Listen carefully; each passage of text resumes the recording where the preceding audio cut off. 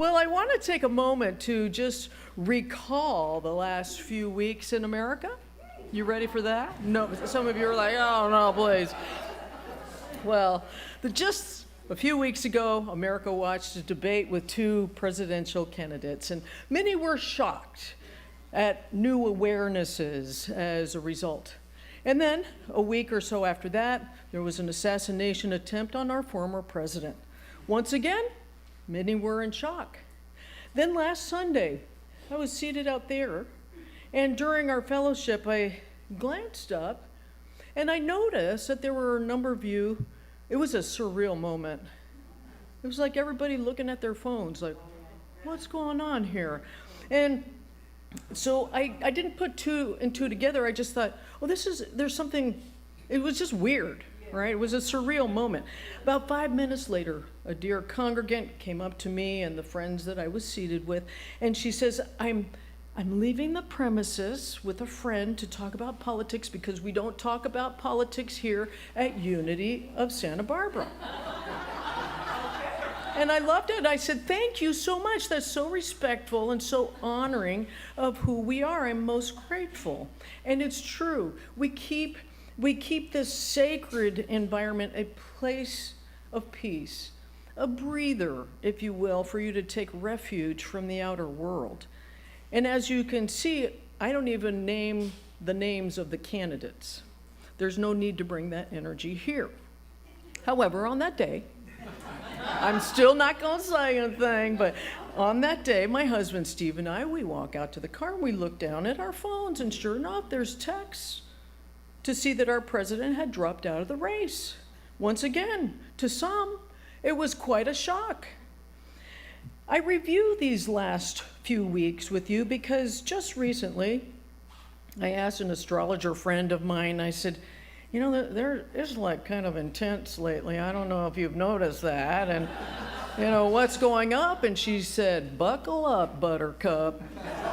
This is just the beginning of a ride. So today, I want to talk about the mystical teaching of the art of not giving a damn.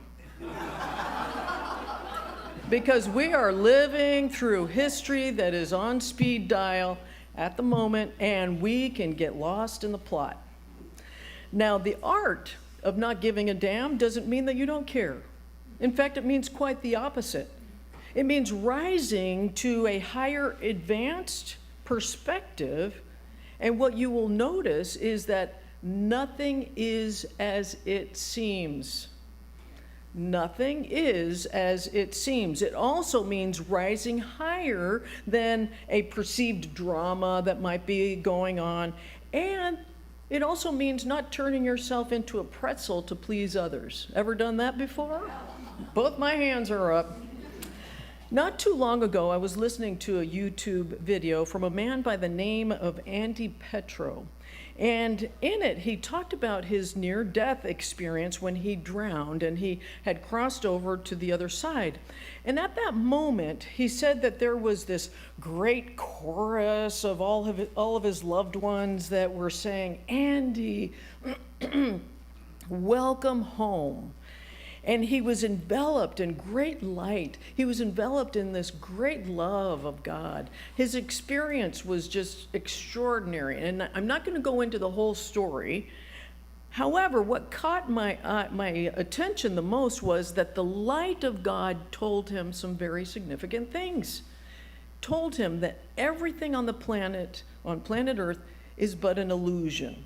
Nothing is real.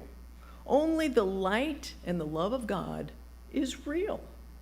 And then he said, when you are on planet Earth, it's like being in a Broadway play. And there are 8 billion actors, each doing their part. But remember, it is not real. Which reminded me, when I heard this, I thought, oh, this reminds me of one of my favorite analogies, because I couldn't understand why all of these, great teachers, even when I was in ministerial school, and they kept saying, oh, life is an illusion. And I said, but what does that mean? Because it feels pretty real to me. So this analogy was something that I just happened upon, and it has saved me more than once, especially when I'm in my own drama.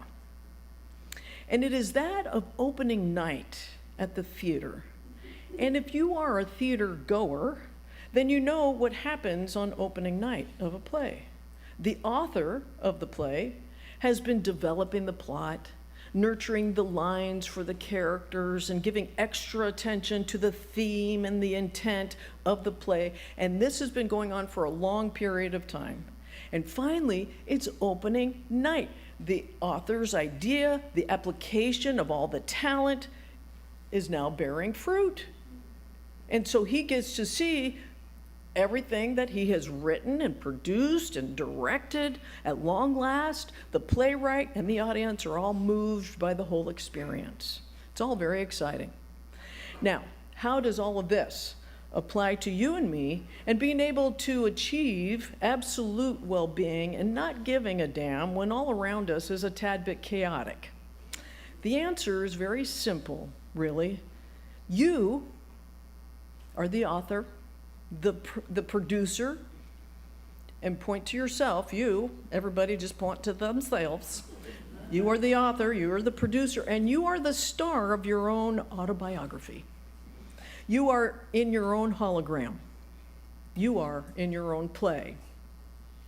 And that is why gurus, sages, masters, unity, the great manuscripts of the Buddhist texts and the Course in Miracles all say, life is an illusion. It is not real.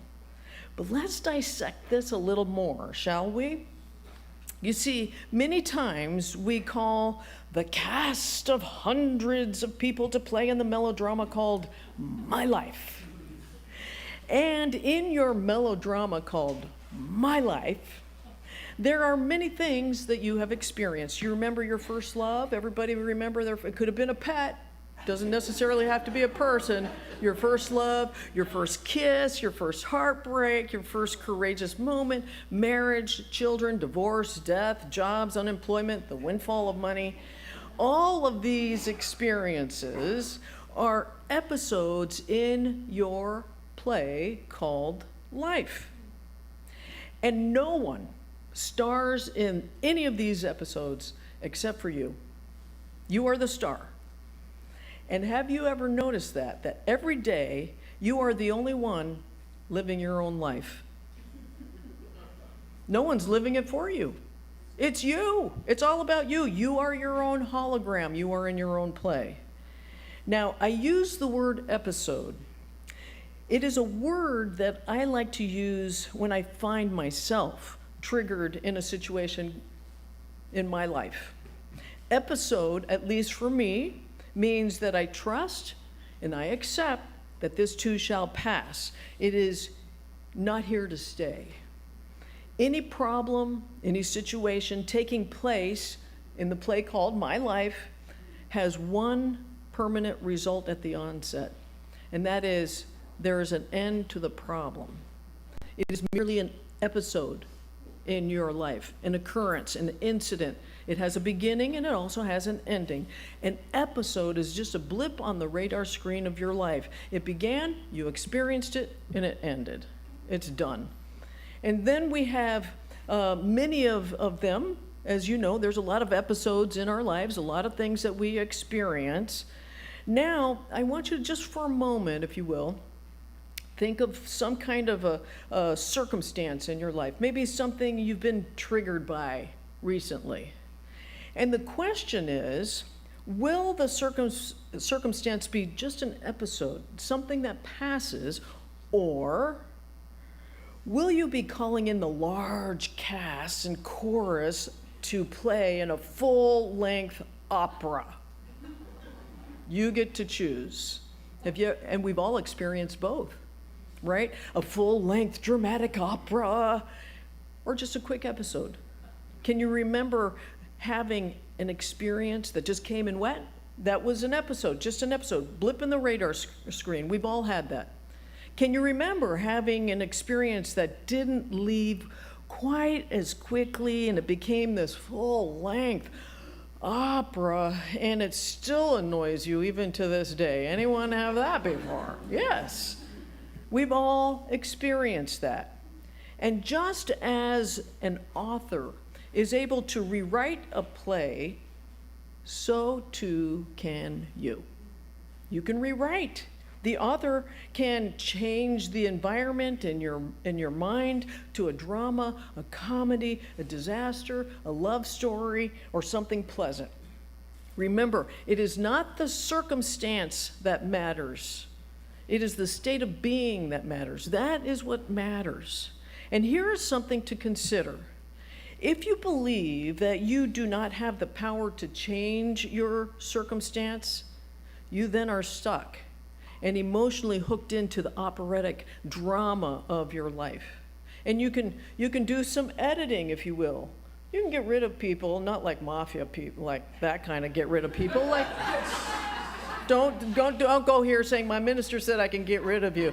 No, it's more like self-care, right?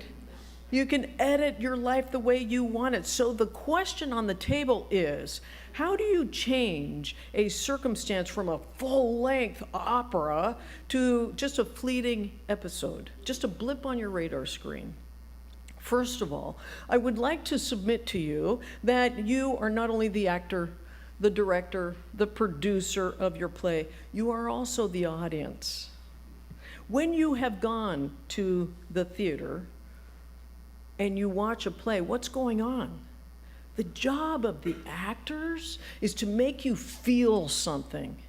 The job of the characters and the plot of the play is to have you emotionally hooked into what's going on, right? Just like watching the news. What's the job of the news is to make you feel something. And I don't know about you, but I don't always feel so good afterwards because I'm an empath. I get hooked in. It's like, oh, I feel awful.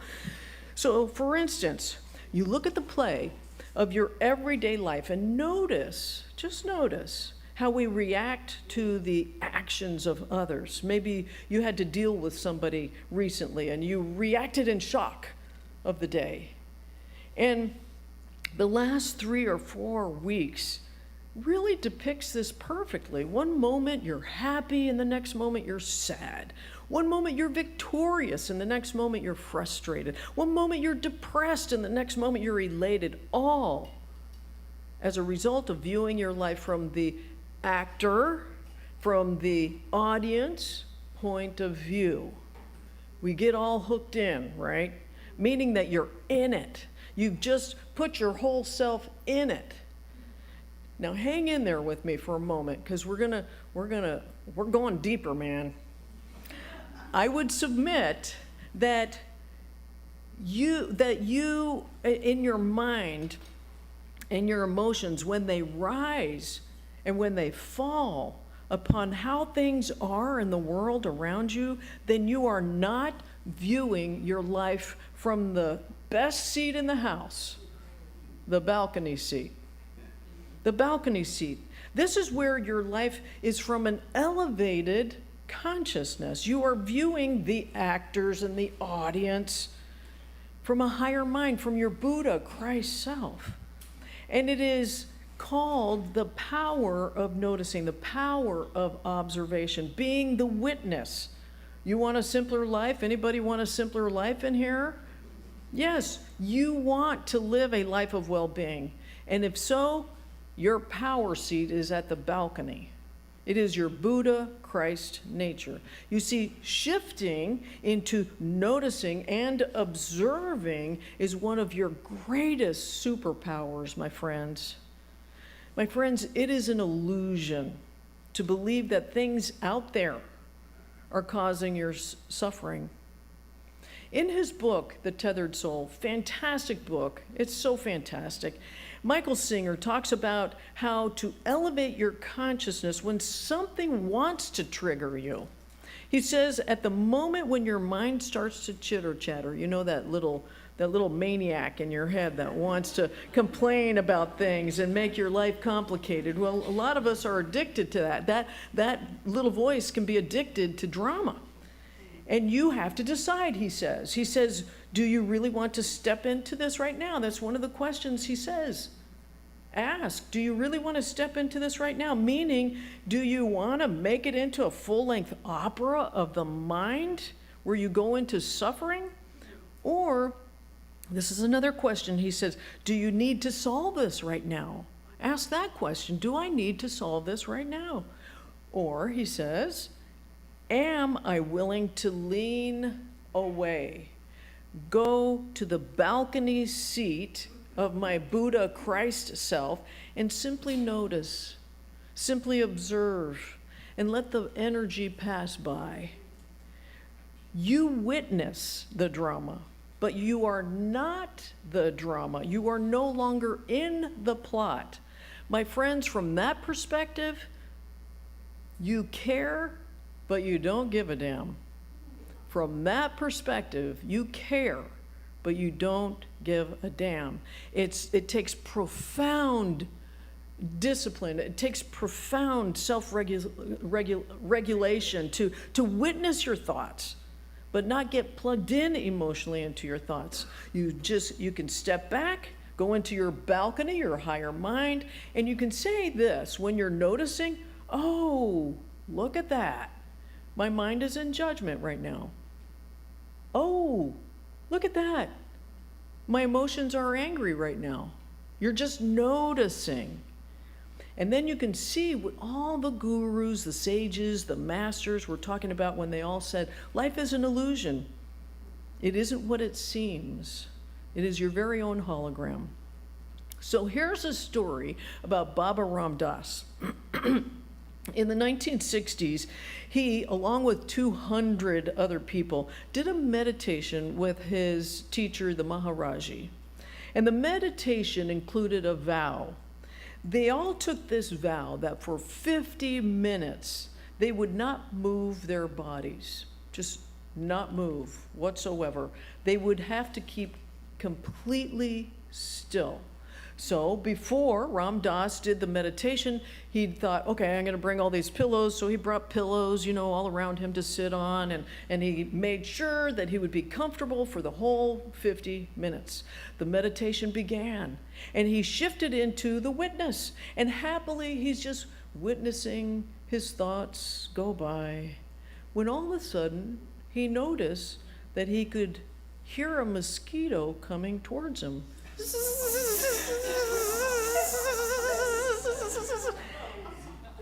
He witnessed his thoughts of wishing that it would land on someone else in the room. However, the mosquito found its way on his cheek, just looking for a little tasty place, if you know what I'm saying. And so then Ram Dass felt the little needle go piercing into his cheek, and he had to remain completely still. The mosquito's little body is getting heavier with his blood. And then all this time, he's remaining still, just witnessing the voice within. And then the mosquito left, a little heavier than when he landed on his cheek. And he felt this profound itching. He wanted to move so badly just to itch his cheek. He said that it was an itch beyond all itch. But something remarkable happened.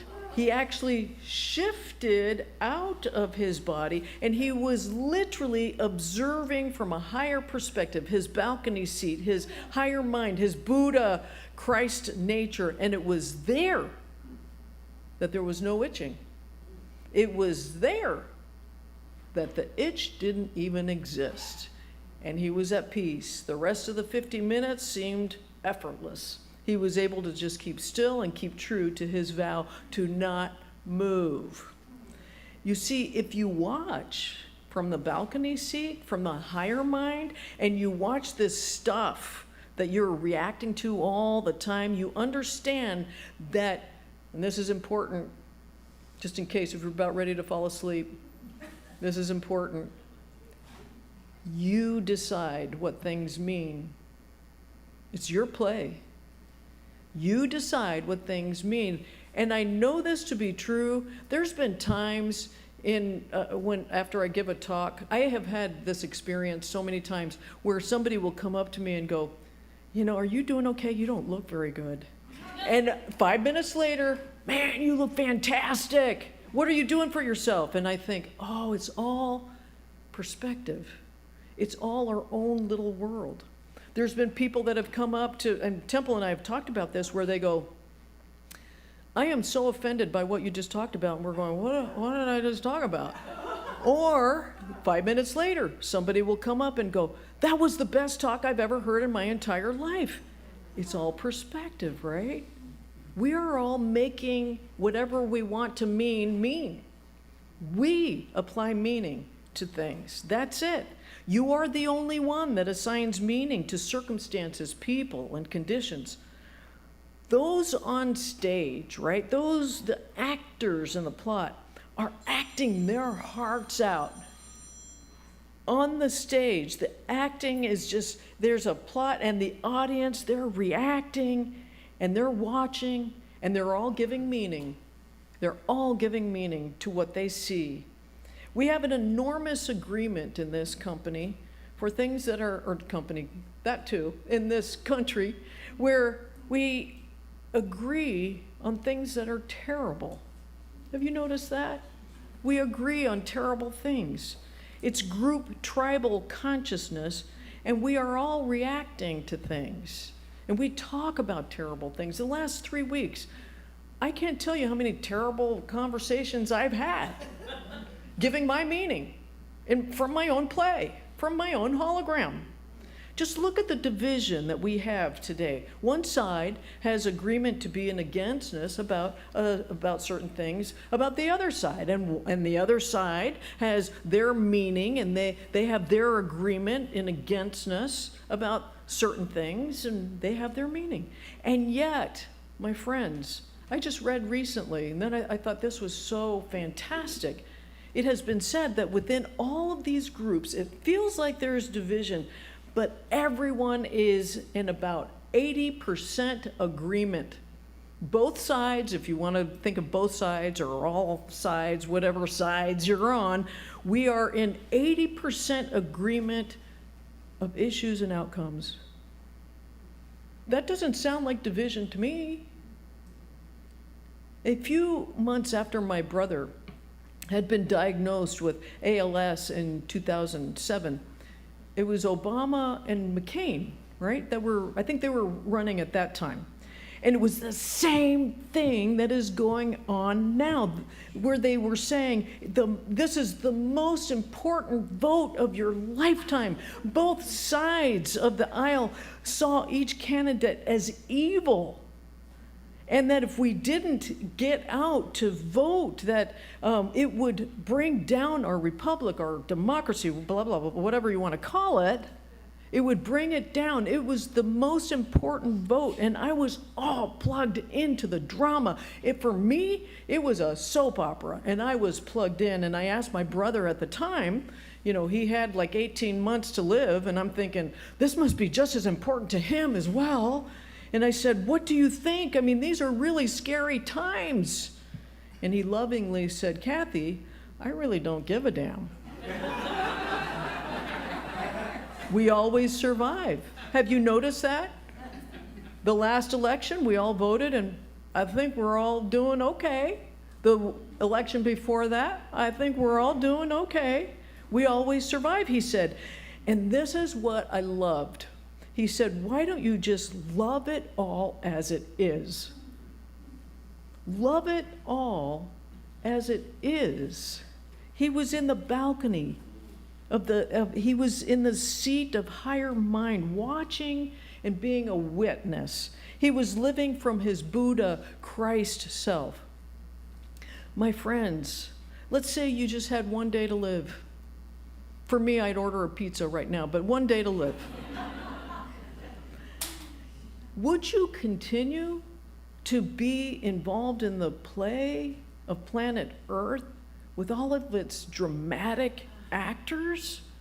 Or would you react with the audience and you get all agitated? And would you get all fearful or worried or angry or judgmental?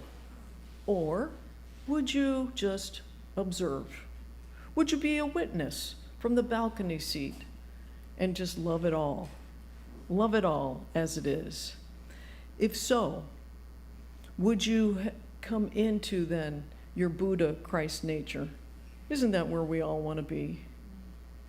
And so in the wise words of William Shakespeare, all the world's a stage. All the men and women merely players. They have their exits and their entrances, and one man in his lifetime plays many parts. My friends, it is all just you starring in your own play. It is all your hologram. Do with it what you please. And from your balcony seat, you observe, you care, you love it as it is, but you just don't give a damn. And with that, can I get an amen? Amen. All right, my darling.